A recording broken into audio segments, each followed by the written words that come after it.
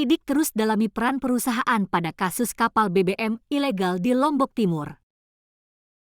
Penyidik Direktorat Polisi Perairan dan Udara, Ditpolairut, Polda NTB, terus mendalami peran dari perusahaan pemesan ratusan ton BBM palsu, yang dibawa dari Palembang menuju Labuan Haji, Lombok Timur.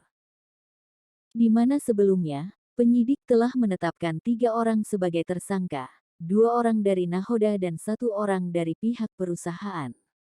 Bahkan pekan lalu, penyidik juga telah melakukan koordinasi ke Palembang, asal kapal dan BBM palsu itu.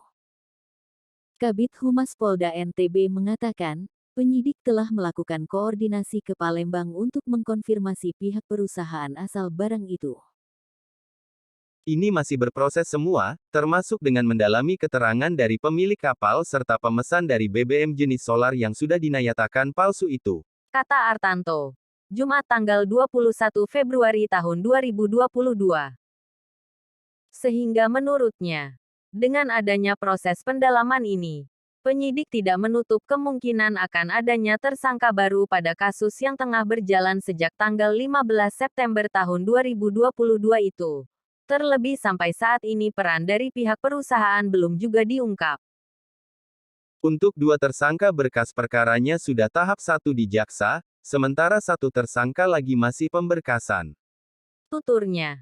Untuk itu saat ini penyidik terus menggodok kasus tersebut, sehingga tindak pidana dari kasus itu semakin terang.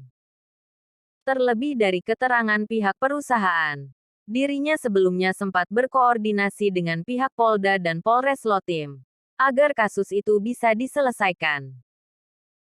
Diberitakan sebelumnya, kasus kapal dengan muatan ratusan ribu liter BBM ilegal itu, bergulir sejak tanggal 15 September tahun 2022.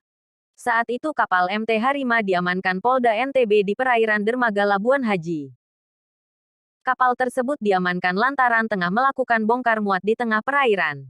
Kemudian kapal selanjutnya dengan nama MT Anggun Selatan menyusul datang dengan muatan yang sama. Namun kapal tersebut juga telah diamankan saat belum melakukan bongkar muat. Selain itu pihak Ditpolairut menyatakan kapal dan BBM tersebut ilegal, dikarenakan dokumen kapal dinyatakan palsu. Sementara untuk BBM yang dimuat, dinyatakan out of spec. Sehingga terhadap kasus tersebut, disangkakan pasal 263 ayat 1 dan 2 KUH